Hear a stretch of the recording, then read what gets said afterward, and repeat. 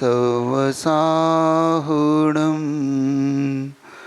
आदिं तीर्थंकर प्रभु आदिनाथ मुनिनाथ आदिव्याधि अदमद मिटे तुम पद में मम मात।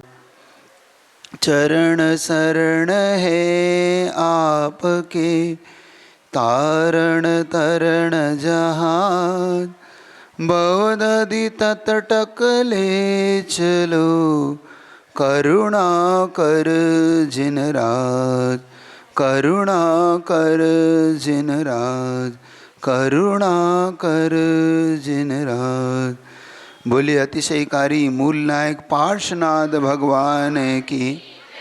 भक्तांबर स्तोत्र माँ की रचना करने वाले आचार्य परवर मानतुंग स्वामी जी मुनि महाराज की। गुरुवर आचार्य विद्यासागर जी महाराज की। आचार्य प्रवर समय सागर जी महाराज की।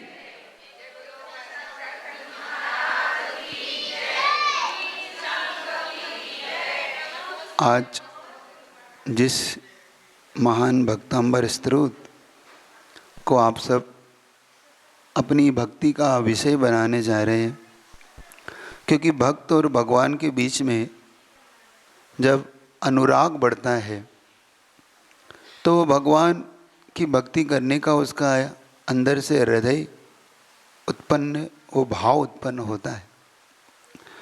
क्योंकि भक्त जब भक्ति करता है तो उसे किसी आलंबन की आवश्यकता होती है। अध्यात्म स्वयं में जीता है और भक्ति दो के बीच में घटित होती है। भगवान और भक्त ये दो ऐसे जीव तत्व हैं जिनके बीच में भक्ति का और भक्त का अनुराग होता है। एक बात आप सब ये समझ के रखना, यह अनुराग बहुत गहरा होना चाहिए। भक्ति ऊपरी ऊपरी नहीं होती, कभी भी बहुत अंतरंग भावों से भर के की जाती है। कहते हैं कि भक्त भगवान की भक्ति में इतना डूब जाता है, इतना डूब जाता है कि उसे ये भी ज्ञात नहीं होता कि मुझे क्या करना है, उसे होश ही नहीं रहता। जैसे आचार्य प्रवर संबंधभक्त स्वामी हुए, उन्होंने लिखा कि हे प्रभु मुझे भक्ति का व्यसन हो जाए। व्यसन जानते हो? व्यसन का मतलब होता है बुरी चीज। व्यसन की मतलब है लत, हैबिट। जिसको हैबिट हो जाती है वो कभी भी उस व्यसन को नहीं छोड़ता। जैसे आपको मोबाइल की अगर हैबिट हो जाए तो मोबाइल आपसे नहीं छूटता। छूटता है एक पल के लिए भी? सांस रुक जाती है अगर मोबाइल ना मिले आपको तो, है ना? अगर मोबाइल इधर उधर हो जाए आपका तो क्यों? क्योंकि आपको लत लग गई। जैसे शराबी को शराब पीने की लत लग जाती है तो उसको शराब चाहिए, वो मकान बेच देगा, पत्नी के गहने बेच देगा, वो सब कुछ बेच देगा, लेकिन उसे शराब। ऐसे ही भगवान की भक्ति करने की व्यसन लग जाता है जिसे, वो फिर किसी को कोई कंडीशन उसे रोक नहीं सकती। क्या आप लोगों को भक्ति करने का व्यसन है? देखो शब्दों में नहीं क्योंकि ये मंदिर खाली पड़े रहते हैं जब मैं सुबह आता हूं तो। अरे जिसे व्यसन होता है ना, वो जैसे शराबी सब कुछ बेच के लाता है ना, ऐसे जिसे व्यसन हो जाता है वो कहता है नहीं, दुकान खुले या नहीं खुले, खेती में जाऊं या ना जाऊं, लेकिन एक बार जिनालय तो जरूर जाऊंगा। भगवान की मुख की मुद्रा का दर्शन किए बगैर मैं रह नहीं सकता। सुन रहे हो कि नहीं? रहता ही नहीं। क्या आपके अंदर ऐसा भाव आता है कि घर में ही वहीं से कर लेते हो? अच्छा कितने लोग हैं प्रतिदिन जिनालय आते? प्रतिदिन? बाकी लोग नहीं। आप लोग प्रतिदिन नहीं आते? तो हाथ खड़े करके दिखाओ ना प्रतिदिन वाले कि हाँ प्रतिदिन वाले हैं। बाकी लोग कभी कभी, वो भी नहीं। कुछ लोग अभी विचार कर रहे हैं कि क्या वाला हम जाते कि नहीं, उन्हें याद नहीं है जाते, क्योंकि भगवान होता ही ऐसा है भक्त के लिए। समझने का हम यहाँ पर पुरुषार्थ करना। ए बोलो ना का शांतता ठा, शांत बेटा, प्रवचन सुना। ये बहुत दुर्लभ चीजें हैं जो आपको मिलने वाली है। ऐसे प्रभु से जुड़ाव। देखो मानतुंग स्वामी ने देखो क्या किया। मानतुंग स्वामी के सामने दो कंडीशन थी, देखना आप। मानतुंग स्वामी के सामने एक कंडीशन आई कि उनको बुलवाया राजा भोज ने। ये जो आप भक्त हमारे साथ पढ़ रहे हो, ये घटना धार नगरी के पास राजा भोज हुए धार नगरी के। कभी ऐसा भी माना जाता है कि उज्जैन नगरी के राजा भी माने जाते हैं, क्योंकि धार और उज्जैन पूरा ऐसा ही है। तो उसमें वो राजा भोज वहाँ पे राज्य करते थे, और वहाँ पे संस्कृत का सबसे बड़ा प्रचलन था, और वहाँ पर कालिदास इत्यादि ऐसे बहुत बड़े बड़े विद्वान वहाँ पे हुए। तो वहाँ पर आपस में टसल चलती थी, वीतराग धर्म वाले के मानने वाले और जो सराग धर्म को मानने वाले, दोनों के बीच। तो उन्होंने राजा भोज से शिकायत की कि इनके धर्म में तो कोई संस्कृत जानता ही नहीं है। सुन रहे हो आप लोग, यहाँ तो कोई संस्कृत जानता नहीं है, तो कैसे सहन कर सकता था गुरु का भक्त गुरु की निंदा सहन कर सकता है? क्यों? गुरु का भक्त गुरु की निंदा सहन कर सकता है? नहीं कर सकता। उसने कहा ऐसे कैसे तुम कहते हो कि हमारे गुरु संस्कृत के प्रकांड विद्वान है? तो कहा लेके आओ। राजा भोज ने कहा ठीक है, कल तुम्हारे गुरु को लेके आओ, हम देखते हैं उसकी कितनी प्रकांड विद्वत्ता है। लेकिन वीतरागी गुरु कभी किसी की बुलाने से किसी की आज्ञा का पालन करना नहीं। उनकी आज्ञा संसार पालन करता है, वो किसी की आज्ञा में रह के, क्योंकि वो तो निर्बंध है, निर्मोह है उनके अंदर, उन्हें किसी की वो नहीं। अब देखो कंडीशन क्या बन गई। उनको वहाँ पर राजा ने बुलाया, उन्होंने कहा मुझे कोई राजा से कोई ज़्यादा लेन देन नहीं है। तो राजा ने घोषणा कर दी कि उनको बांध कर लाया जाए। सुनो, देखो तुम्हारे गुरुओं पे कितने उपसर्ग हुए हैं, आपके गुरुओं ने कितने उपसर्ग सहे हैं। उन्होंने कहा ठीक है, मुझे क्या है, बांध के ले जाओ। सैनिक उन्हें बांध के ले गए हथकड़ियों में। राजा भोज ने कहा कि हमने सुना है आप आना नहीं चाहते। वो मौन हो गए, क्योंकि दो स्वादेचा मौन हो जाओ। फिर क्या किया जाए? राजा भोज ने कहा कि अगर आप नहीं बोलोगे तो हम आपको कैद में कर देंगे। कर दो, क्योंकि जिसका जीवत्व द्रव्य पे जिसकी अकाट श्रद्धा है, उसे पर्याय का ज्यादा लोभ नहीं सताता। जिसकी अपनी आत्म तत्व पे गहरी श्रद्धा हो जाती है, जिसे उसे पर्याय नहीं सताती। कहते ये पर्याय चली जाएगी, नहीं पर्याय आ जाएगी, लेकिन मेरे आत्मा थोड़ी मरने वाली है। अजर अमृत तत्व का मैं स्वामी हूँ, ये बाहरी पर्याय से मुझे क्या प्रयोजन है? एक बात याद रखो, संसार में वीतरागी गुरु ही है जो ऐसे गहरे विचारों से जुड़ता है। याद रखना बिल्कुल। तब उन्हें कैद में तो डाल दिया। मेरी आत्मा को कैद में थोड़ी डाल सकते, इस शरीर को ही तो डाल सकते हो, डाल दो शरीर को, क्या किया जाए। फिर उन्होंने कहा देखो, अगर तुम्हारे गुरु ने नहीं बोला तो निश्चित मान के चलो कि पूरे के पूरे जितने ये जैन वीतराग भगवान को मानने वाला एक भी नहीं बचेगा। अब कंडीशन यहां पर देखना। तब सबने जाकर कहा कि महाराज आप तक हम नहीं चाहते कि आप पे उपसर्ग आए, लेकिन अब तो समाज पे भी उपसर्ग आने वाला है। महाराज ने कहा कि मैं क्या करूं? उन्होंने कहा करना तो आपको ही पड़ेगा। देखो, सुन रहे हो, एक बात आप कला सीखो, जब जब अपने ऊपर कोई आए तो अपने को अपने बड़े के पास क्या करना? संकेत दे देना। अपने बड़े को संकेत दे दो। और उन्होंने कहा महाराज हमने तो आपको संकेत दे दिया, अब आप देखो।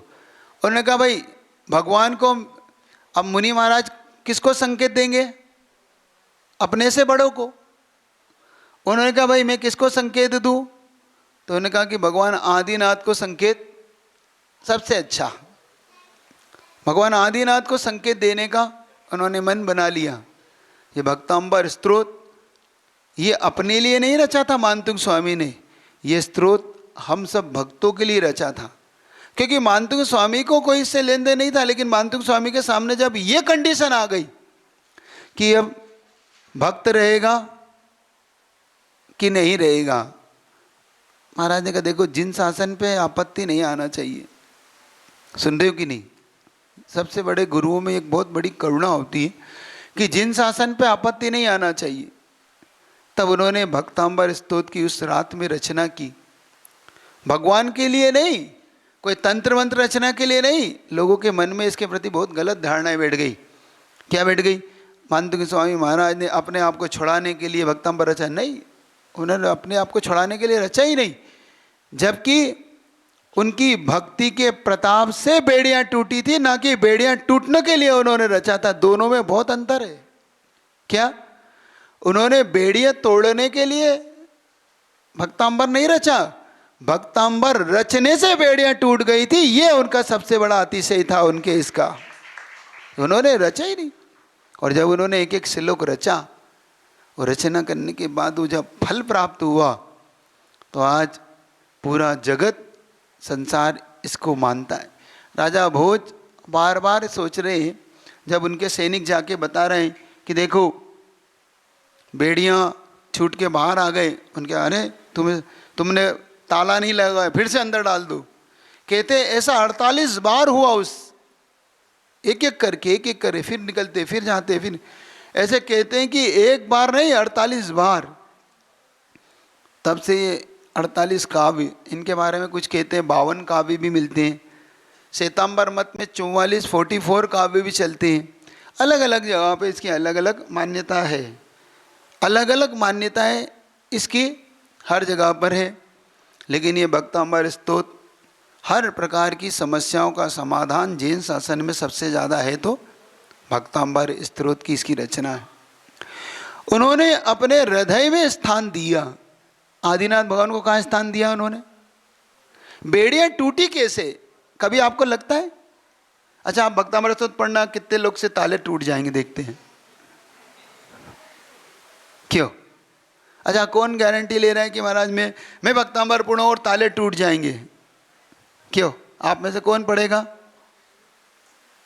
एक भी नहीं है ऐसा कि ताला की महाराज वो तो सांकल भी नहीं खुलेगी, ताला तो छोड़ दो।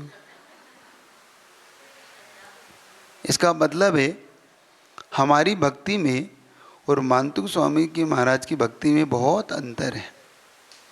हम शायद दिखावे वाली भक्ति करते और मानतुंग स्वामी असली भक्ति करते हैं। उनको वो अपने हृदय में बिठाते। तो पादो मम हृदय मम हृदय द्वे पद द्वे तो लीनम। कभी हृदय में उनको बिठाओ, वहाँ से कर्मों की बेड़ियाँ टूटती हैं। बाहरी बेड़ियाँ टूटे या ना टूटे ये ज़्यादा मायने नहीं रखती, ये चमत्कार तो कोई भी दिखा देता है। लेकिन अंतरंग की बेड़ियाँ टूटे, अंतर का कर्म टूट के चूर चूर हो जाए, तब समझना मैंने ओरिजिनल भक्ति की है। अभी तो हमने बहुत दिखावे वाली भक्ति बहुत करते हम, है ना? करते कि नहीं करते? करते हो? देखो आप लोग 48 बादाम लिया है, 48 बादाम है ना, सब कड़वी कड़वी कड़वी कड़वी है, मीठी मीठी है, एक भी बादाम मीठी नहीं, सब कड़वी। और मोक्ष फल चाहिए सबको, है? देखो तो हमारा द्रव्य कैसा, हमारी बादाम कैसी, हमारा वो कैसा। हमारा द्रव्य भी अच्छा हो और भाव भी अच्छी हो, भाव और द्रव्य दोनों अच्छे होना चाहिए। आज सुबह एक बात कही थी, उस बात को मैं थोड़ा सा आपसे चर्चा का आज विषय बनाना चाह रहा हूँ। मैंने कहा था जो भगवान को उच्चासन देता है वो निश्चित तौर पे वह समाज बहुत ऊंचाइयों को छूती है।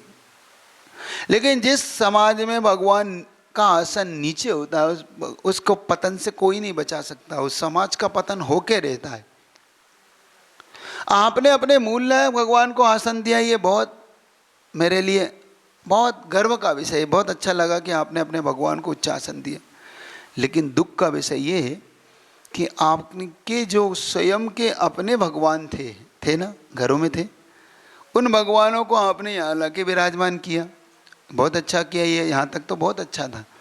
लेकिन आपने उनको कहीं भी ऐसे रख दिया जैसे नाभि से नीचे। ये वास्तु का सबसे ज़्यादा दोष माना जाता है। और जहाँ देवी देवता ऊपर बैठते हैं और भगवान नीचे बैठते हैं, जहाँ पर इष्ट तो नीचे बैठे और उसका भक्त ऊपर बैठे, तो क्या होगा उस समाज का, क्या होगा पता है आपको? जब ये बात आई तो भरत चक्रवर्ती के सामने एक सपना आया, हाथी पर बंदर बैठा हुआ है, हाथी के ऊपर। उसका फल पूछा तो उन्होंने कहा जो नीच वृत्ति वाले लोग होंगे वो तो राज्य करेंगे और जो अच्छे लोग हैं वो उनके सेवक बनेंगे। समझ रहे हो? समझ रहे हो तुम? मुझे लगता है वो सब बातें आज सपन सच होने जा रही है, अब सब सच हो रही। क्यों? क्योंकि इष्ट तो नीचे बैठा है और ऊपर बैठे हुए, भक्त ऊपर बैठा।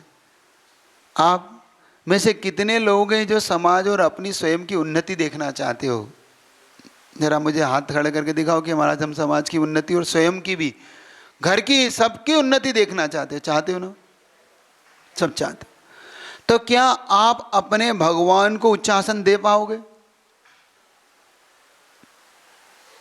क्या आप?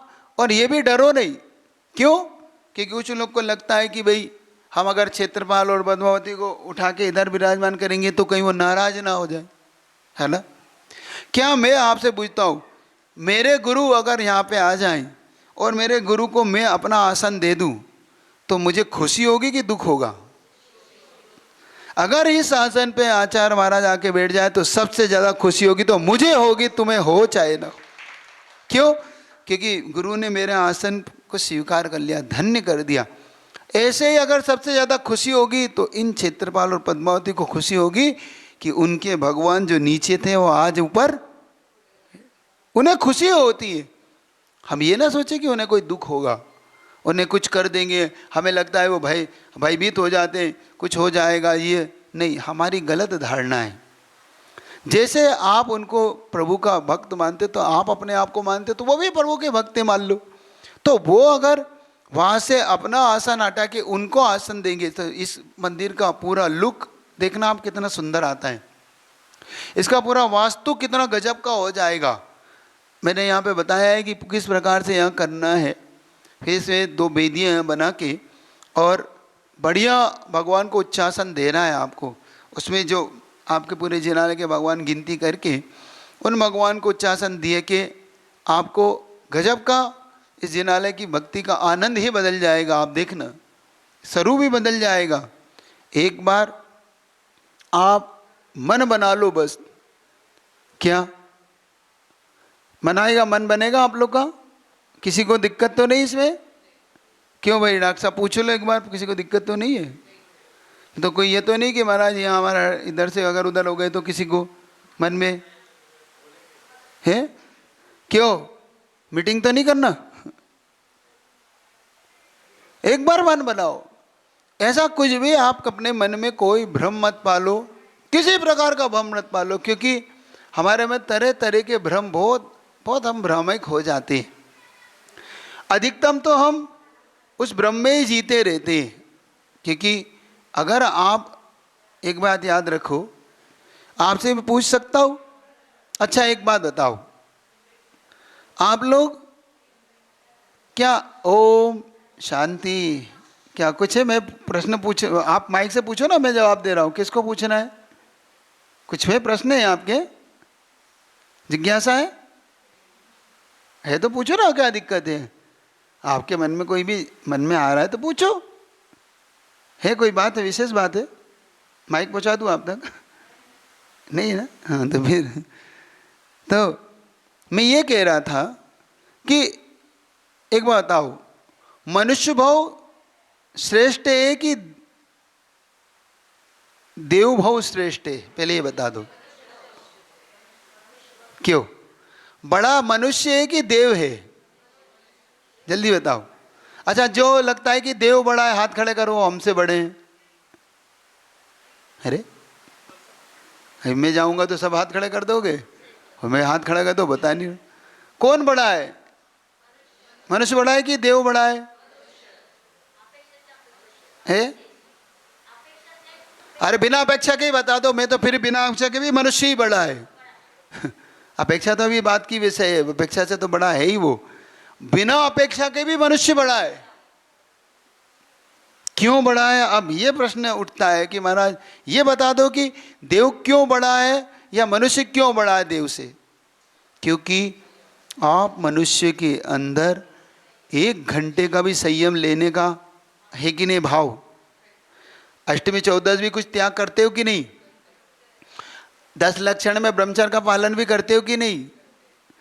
कभी कभी आप उपवास भी करते हो कि नहीं? करते हो। एकासन करते हो कि नहीं? लेकिन देवता लोग 1 सेकेंड के लिए भी अगर उनको भूख लगी है तो, असंयम का भाव हुआ है तो अगले पल असंयम, अगले क्षण उनके कंठ में से अमृत झर जाता है। हम विचार करें कि आपका भाव कितना बड़ा है। उनके अंदर वरदान अभिशाप शक्ति है, इसमें कोई दो मत नहीं, मैं इसको नकार नहीं रहा हूँ। लेकिन उनका वरदान और उनकी शक्तियाँ, एक बात याद रखो, वो आपके पुण्य पाप पर डिपेंड करती है। वो आपके पुण्य पाप के फल को देती है। तो वो कोई आपके लिए कभी अहित कर नहीं सकते, ना उनके मन में आपके प्रति अहित का भाव आता है। हमें उनके प्रति अहित नहीं करना, वो हमारे प्रति अहित नहीं करते। समझ रहे कि नहीं? हम अपने इष्ट का है अगर बहुमान चाहते तो किसको गुस्सा? अच्छा, आपके पापा को, आपके बड़े बुजुर्गों को कोई अगर सम्मान दे तो आपको गुस्सा आएगा कि खुशी होगी? जैसे मैं पूछता हूँ, आपके घर में लगन की पत्रिका आती है, शादी के लिए आती है ना, पार्टी के लिए कि आपको वहाँ पे भोजन करने आना है। एक पत्रिका आपके नाम से आए और एक पत्रिका आपके घर के बुजुर्ग के नाम से आए, तो आपको किस में खुशी ज़्यादा होगी? कि नहीं अरे उनके हो गए बहुत साल, अब तो अपने नाम से आना चाहिए, ऐसा होगा? इसका मतलब हमें खुशी अपने बुजुर्गों, मतलब बड़ों को लेकर होती है। ऐसी प्रकार देवी देवताओं को भी खुशी अपने इष्ट को, बड़ों को लेकर होती है। याद रखो, कभी भी इसमें कोई भी भाव मत लाओ। आज स्वयं मानतुंग स्वामी महाराज से सीखो। उन्होंने किसी देवी देवताओं को सिद्ध नहीं किया। मानतुंग स्वामी चाहते तो 1 मिनट में किसी देवी को सिद्ध कर लेते और सारे ताले खोल सकते थे, लेकिन उन्होंने कहा नहीं, मुझे जरूरत ही नहीं है। क्यों?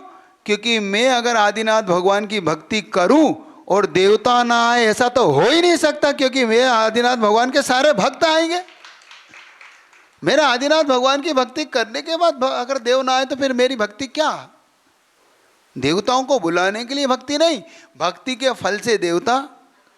सुन रहे हो कि नहीं? और तुम लोग किसकी भक्ति करते हो? देवताओं को मनाते हो ना? किसको मनाते हो? क्यों? सही बताओ ना। सबको मनाते फिरते हो ना, तू नहीं सही, तू सही, और नहीं सो और सही, कोई तो काम आ ही जाएगा। याद रखो, कभी काम नहीं आते। किसी ने एक बहुत अच्छा व्यंग करा था कि हर समाज के अपने अपने भगवान हैं, तो उन्होंने कहा देखो 4 लोग एक नाव में बैठे हुए थे। एक मुस्लिम बैठा था, एक हिंदू बैठे थे, एक सिख बैठा था, है ना, एक पंजाबी होता ना, एक अलग अलग प्रकार के 4 लोग बैठे थे। तो जब नाव बीच नदी में गई तो थोड़ा सा डगमगाने लगी, तो कहते हैं किसी ने अपने खुदा को याद किया तो वो खुदा से आके ले गए। अब भाई उसके बाद ईसाई ने याद किया तो ईसा मसीह उसे ले गए। फिर किसी ने अपने गुरु नानक साहब को याद किया, गुरु नानक साहब उन्हें ले गए। अब एक व्यक्ति ने सोचा कि भाई भगवान राम को बुलाऊं। राम को बुलाते बुलाते उसने कहा कि हनुमान जी को बुलाऊं। हनुमान को बुलाते बुलाते उसने कहा कि भाई गणेश जी को बुला लूं। अब वो एक को बुलाए, जब तक दूसरा आए, दूसरे को बुलाए, तीसरा, तब वो कोई नहीं आए, क्योंकि वो सोच रहा है वो चला जाएगा। कैसे ही होता है ना, जिनके 7 मामा होते हैं वो भांजा भूखा मर जाता है। 7 मामाओं का भांजा भूखा रह जाता है ना। वो मामा सोचता है वो खिला देगा, वो मामा सोचता है वो खिला देगा, और कोई नहीं खिलाता उसको, और भूखा रह जाता है। ऐसे है ना, तुम्हारा भी कोई एक है कि नहीं? एक ठोर ठिकाना है कि नहीं तुम्हारा? क्यों, आप लोग का है कि नहीं? सही बताओ। अच्छा, कितने लोग का एक है कोई? किस? सब है। शुक्रवार अलग है, शनिवार अलग है, रविवार अलग है, बुधवार का अलग है ना। शनिवार को तेल चढ़ाने कितने लोग जाते हैं? मंगलवार को सिंदूर लगाने, शुक्रवार को चादर चढ़ाने, लुबान छोड़ने नहीं जाते एक भी? देख लेना अंदर से। पक्का ना? तुम्हारा एक है? एक है? पक्का है? कुछ बोल नहीं रहे कुछ लोग के, कुछ लोग के डामाडोले, कुछ लोग के डामाडोले। पक्का है? पक्का रखो। देखो, वरना कोई भी बचाने नहीं आता।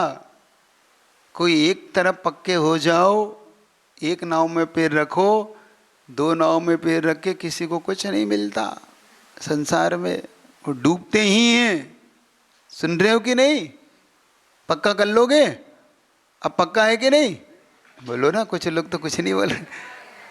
है पक्का है? अपने अपने पड़ोसी की कसम है। गड़बड़ करोगे तो ये, अरे महाराज जी हमारी कसम क्यों दे रहे हैं, हमें तो मालूम है ये पक्का है ही नहीं। देखो पड़ोसी ने कह दिया। कैसे उधर सब पक्के हैं? तो बेदी बन जाएगी भगवान की। अगली बार अगर मैं आऊं तो मुझे भगवान के मूल नायक भगवान के साथ बेदी में दर्शन होना चाहिए। यहाँ पे इतने अच्छी बेदी बनाना चाहिए। तो एक नाम तो आ गया था बेदी का, किसका आ गया था? भरतेश भैया, जितेंद्र का। तो एक आ गया था भरतेश जी, और आपका पूरे परिवार रहे ना। तो एक बेदी बनेगी इनकी, और एक बेदी बनेगी जितेंद्र। कहाँ है? चला गया क्या? तो ये 2 बेदियों के नाम भी आ गए। बहुत अच्छा सगुन हो गया। बढ़िया, सुंदर से सुंदर बेदी बनना, बहुत अच्छी बेदी बनना चाहिए। लेकिन ये बात है, इसमें पैसे की कंडीशन मत लगा लेना कि हाँ अच्छी बढ़िया, क्योंकि छोटे छोटे भगवान है, कोई बढ़िया बेदी उनकी ऐसे स्टेप बाय स्टेप, तो ताकि भगवान अच्छे से उसमें आ सके। अच्छा सुंदर सुंदर आसन हो उनके, इस तरीके से होना चाहिए। ठीक है, बढ़िया सा। अब किसी को और कुछ पूछना समझना हो तो पूछ सकता है। किसी को पूछना है, कुछ समझना है किसी को इसमें? कुछ नहीं? काय झाला सांगा तुम्ही, म्हणा, विचारा विचारा। ठीक, तो इस प्रकार से अब ये तय हुआ कि अब बड़गांव में भगवान अब उच्च आसन पे विराजमान होंगे होंगे होंगे। अब बड़गांव का भी बड़ा उस भगवान को उच्च आसन मिलेगा। बहुत अच्छा खुशी का विषय है। अब संघ यहाँ पर बहुत दिन तक रहा। वैसे तो यहाँ पर हम 1-2 दिन के लिए आए थे, लेकिन यहाँ के भगवान का कुछ आकर्षण ऐसा था कि यहाँ पर 1-2 दिन की जगह 8 दिन रहने का अवसर हो गया। सोचा नहीं था कि यहाँ पर इतने दिन ऐसे गुजर जाएंगे। मन तो था कि भगवान ना जाने आगे बढ़ तो रहे हैं, लेकिन पार्श्वनाथ भगवान की शरण मिलेगी ऐसा बिल्कुल मन में भाव नहीं था। लेकिन कहते हैं भक्त को तो शरण मिल ही जाती है। हमें भी शरण अच्छी मिल गई, अच्छा लगा यहाँ पे रहकर। धर्म ध्यान बहुत अच्छे से हुआ। यहाँ पे एक ही चीज़ की जो कमी है वो आपको दूर कर लेना है, धर्मशाला की। वो धर्मशाला शीघ्र अतिशीघ्र बनना चाहिए ताकि आने वाले गुरुओं को साधना करने का आपका और आपके भी समाज को यहाँ पर कोई कार्यक्रम करना हो तो अच्छा होना चाहिए। बाहर से आने वालों के लिए भी कुछ अच्छी चीज़ें होना चाहिए। ये सब आपको अच्छा बनाना है। और ये भी याद रखना है कि समाज की एकता टूटना नहीं चाहिए, समाज एक होकर रहे। छोटी सी समाज है, समाज में राग द्वेष नहीं होना चाहिए। एक बात और कहना चाहता हूँ कि एक निर्माल्य के सेवन से ज़रूर बचना अपनी समाज में। निर्माल्य जानते हो? जो अकरत पुण्य की घटना मैंने आपसे सुनाई थी, वो अकरत पुण्य क्यों बना था मालूम आपको? उसने पूर्व भव में मंदिर के निर्माल्य द्रव्य का सेवन किया था। मंदिर का निर्माल्य क्या कहलाता है? निर्माल्य का मतलब होता है जहाँ पर से व्यक्ति जिनालय के पैसे खा जाता है, बोलियों के पैसे खा जाता है, मंदिर की दुकान रख लेता है, मंदिर के मकान के पैसे नहीं देता, यात्राओं पे जाता है तो उस यात्रा का पैसा खुद खा लेता है, मूर्तियों को उठा के बेच देता है, मंदिर की सामग्री जो बेच देते हैं और अपने घर के लिए इस्तेमाल करती हैं।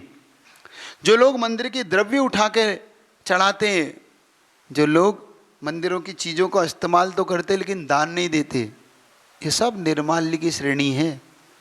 इसका फल ही नरक है, निगोद है। क्यों?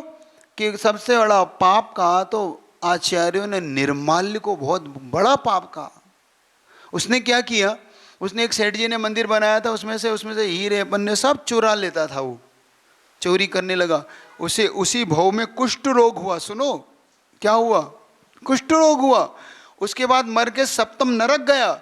सप्तम नरक के कुत्ता बिल्ली स्त्री पर्याय ना जाने ऐसा ऐसे रोगी कोड़ी कुष्ठी बनाओ। बाद में जाके एक मुनि महाराज, कौन से? सूरत सारनागा नाम के मुनि महाराज की कृपा से वो आगे जाके धन्य कुमार बना। तो वो कंडीशन समझना। मेरा बहुत कहना है आपसे, बहुत प्रेम भाव से कहना आपकी समाज से, निर्माल्य का दोष मत लगाना कभी। इसलिए बार बार जो आपसे कहता हूँ, आपको लगता होगा कि महाराज हमारे पीछे क्यों एकदम कह देते हैं कि अपना द्रव्य लाओ ये करो, नहीं। इसलिए कहता हूँ कि आपको निर्माल्य का दोष ना लगे। इस हर कंडीशन में इस मंदिर को हमेशा अपना मानो, अपना मान के इस जिनालय की रक्षा करो, यहाँ के द्रव्य वगैरह अपने इस्तेमाल करो। ठीक है, बात समझ आ रही है आपको? कभी नहीं यहाँ का गंधोदक भी लो तो कुछ डाल के जाओ, गंधोदक भी लो तो मैं कहता हूँ। बिना यहाँ पर अभिषेक जो होता है, एक बात आप लोग ये बताओ, प्रतिदिन अभिषेक करते हो? प्रतिदिन अभिषेक करते हो? कितने घर हैं यहाँ पे टोटल? 25 घर हैं, 15 घर हैं, 20 घर हैं, कितने घर हैं? पक्के 25 हैं। अच्छा एक बात आओ, प्रत्येक घर से एक दिन शांति धारा हो सकती है महीने में? 25 दिन में 25 शांति धारा हो सकती है कि नहीं? हो सकती है। क्यों? बोलो ना मेहता जी, गांधी जी, बोलो। हो सकती है। एक घर से प्रतिदिन महीने में एक शांति धारा हो सकती है। तुम्हें निर्माल्य के दोष से बचने की कंडीशन दे रहा हूं, तो उस घर से उस दिन का, उस शांति धारा का आप तय कर दो कि क्या राशि रखना चाहिए अपने को। प्रतिदिन की एक शांति धारा होगी, उसका परिवार आके उस दिन करेगा, और उस दिन की शांति धारा की क्या राशि रखना चाहिए? 11 रुपया रख दूं? 1.25 रुपया रख दूं? तो क्या रख दूं? कुछ बोलो तो। कितना रुपया रखना चाहिए जिससे कि बहुमान हो हमारे भगवान का और सबको मंजूर हो जाए? ऐसा है? 501 रुपया ठीक है? 100 रुपया? 201? कितना रुपया देते? 500 रुपये देते हैं प्रतिदिन? नहीं, प्रतिदिन की बात, प्रतिदिन आता है? प्रतिदिन सबका नाम आता है? बिना बिना दान के तो संतरा नहीं होती। नहीं, जिस दिन नहीं आता उस दिन पूरे 2 महीने तक उसकी ओर से। नहीं तो ऐसा सबको मौका आ जाएगा, ऐसा कुछ तो एक राशि बना दो, तो एक बोर्ड पे लिख दो, उस पे बोर्ड पे उसका नाम आएगा, उसके परिवार का, कि आज इसके परिवार की ओर से शांति धारा है। उसको एक दिन पहले पुजारी जी का काम है फ़ोन लगा कहना कि भैया आपके परिवार से कल शांति धारा तैयार होके आना है, और पुजारी जी का काम है कि बोर्ड पे वो नाम लिखेंगे, आप लिस्ट तैयार कर लो, जिससे समाज में सबको मौका भी मिलेगा। और जब त्यौहार आता है तो उस दिन बोली कर लो। जैसे त्यौहार के दिन कौन करेगा भाई, महावीर जयंती आई, भगवान का निर्वाण आया, मोक्ष कल्याणक आया, तो उस दिन 500 में नहीं करके या कोई भी करके एक राशि जो भी आपकी है वो हटा के उस दिन बोलियाँ करके कि भाई जिसको लेना वो ले लो और बाकी ऐसा कर लो। क्यों, मंजूर है सबको? ये तो मंजूर है, इसमें तो किसी को आपत्ति नहीं। तो कितनी राशि रखना उस दिन की, एक दिन की? पक्का है सबको हो जाएगा? क्यों पक्का? फिर कोई को आपत्ति तो नहीं है महिलाओं में? 1001 रुपया महीने में दे सकते हो? कोई इतना गरीब तो नहीं कि ये भी नहीं दे सकता? क्यों बोलो ना। महाराज इतना तो हम पान खा के थूक देते हैं। एक पान भी आता है ना प्रतिदिन का, किसी का जिसको पान खाने की आदत है, 50 रुपये से नीचे का पान नहीं आता। एक जो पाउच खाते हैं ना जो लोग, पाउच कितने का आता है? 50 रुपये, 25 रुपये, 100 रुपये का। तो अगर वो 100 रुपये का भी पाउच खाए तो 3000 रुपये महीना होता है। और भगवान के लिए अरे 1000 रुपये बहुत हो गया है ना। तो ठीक है, सबको मंजूर है? बोलो हाँ या ना, पक्का ना। तो हर घर से एक शांति धारा होगी, उनका नाम बोर्ड पे आएगा, उनको आपको कंडीशन देना है। अब ये एक चीज़ अच्छी हो जाएगी, इससे मंदिर का अतिशय बढ़ेगा और समाज का अतिशय बढ़ेगा। तो ये चीज़ अब आपकी एक दो चीज़ तय हो गई। निर्माल्य का सेवन नहीं करना, मंदिर की चीज़ का इस्तेमाल नहीं करना, ये अब आप सबको ध्यान में रखना है। और कल सुबह संघ यहाँ से पास का गांव है ना जो कोराले, तो कोराले के लिए शायद लगा रहा हूँ इसलिए पक्का नहीं कह रहा हूँ, शायद सुबह यहाँ से संघ कोराले के लिए बिहार करेगा। वहाँ पे भी समाज को बहुत आशा है, वो इच्छा है उनको भी कि महाराज हमें मिले। अब उनका पुण्य जितना होगा वहाँ सुबह देंगे। तो सुबह चढ़ने चलोगे कि नहीं, कि सब यहीं से ही नमोस्तु करके निकल जाओगे? क्यों, महिला वर्ग पुरुष वर्ग चलोगे छोड़ने, है ना? वहीं पे अपने वहीं आहार दान करो, वहीं भोजन करो क्या, ठीक है ना? तो आप लोग सुबह सुबह पुरुष वर्ग महिला वर्ग जरा अच्छे से, कोराले वालों को लगना 3-4 किलोमीटर तो है ही, इतने तो आदमी इतना तो घूमने निकल जाता है, ठीक है ना? तो अच्छे कैसे कैसे करोगे, अच्छे ध्वजा लेके, क्योंकि जब गुरु अपने यहाँ से जाते हैं तो उनका एक बात याद रखो, बहुत अच्छी चीज़ बता रहा हूँ। कभी भी आपके घर में ये काम आ जाएगी, कभी भी कोई आपका परिवार का सदस्य या अपने गुरु जाए तो उनका मंगल करना सीखो। मंगल क्या होता है? भरा कलश लेके, हाथ में ध्वजा लेके, पाद प्रक्षालन करके, एक श्रीफल चढ़ा के कि हे भगवान हमारे गुरु आज धर्म की प्रभावना के लिए जा रहे हैं, तो जहाँ भी जाए मेरे गुरु की धर्म प्रभावना चरम सीमा तक छुए, उन्हें ऊंचाइयों को छुए। वहाँ जहाँ जाए वहीं धर्म का दिव्य घोष बजे, वहीं पर खूब जिन शासन की प्रभावना हो। अपने को अपनी नहीं करना है, अपने को देश शास गुरु की प्रभावना करना है। मुझे अपनी पर्सनल नहीं चाहिए, मुझे तो अपने इष्ट की, अपने गुरु की प्रभावना हो, बस जिनवाणी की प्रभावना हो, ऐसी भावना। तो कल सुबह जब यहाँ से निकले संग तो पाद प्रक्षालन करना, श्रीफल चढ़ाना, ध्वजा लेके चलना, मंगल कलश लेके आगे आगे चलना कि जय हो मंगल हो, ऐसे है ना। तो अगर ऐसा करोगे तो इससे क्या लाभ होगा महाराज जी हमें?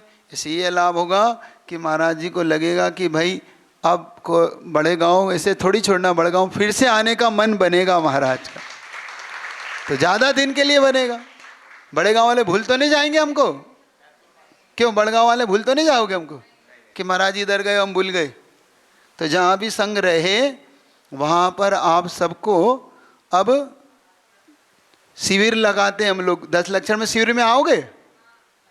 10 लक्षण में शिविर लगता है, 10 दिन के लिए वहाँ पर साधना कराई जाती, बहुत अच्छी साधना कराई जाती है। तो 10 दिन के लिए शिविर लगता है 10 लक्षण में। तो जहाँ भी महाराज जी रहें वहाँ पर आप सब पुरुष वर्ग, महिला वर्ग और युवा वर्ग, क्या युवा वर्ग पारस कहाँ गए रे? सब मिलके बढ़िया अच्छा शिविर में सब आ सकते हैं, सब उम्र के, बस थोड़ी सूखी लकड़ियाँ ना हो सूखी लकड़ी यहीं रहना, गीली लकड़ी होना अपने को है। हाँ यहाँ रहे तो यहाँ कर लेंगे, हमें कहाँ बना, यहाँ शिविर कर लेंगे, लेकिन एक नारा, जहाँ गुरु वहाँ हम। क्या बोलना है अपने को? जहाँ गुरु, बस अगर यहाँ रहे तो यहाँ, वहाँ रहे तो वहाँ। ठीक है ना ऋषभ? ठीक है, इतने रखता हूँ। बोलिए पंच परमेष्टि भगवान की।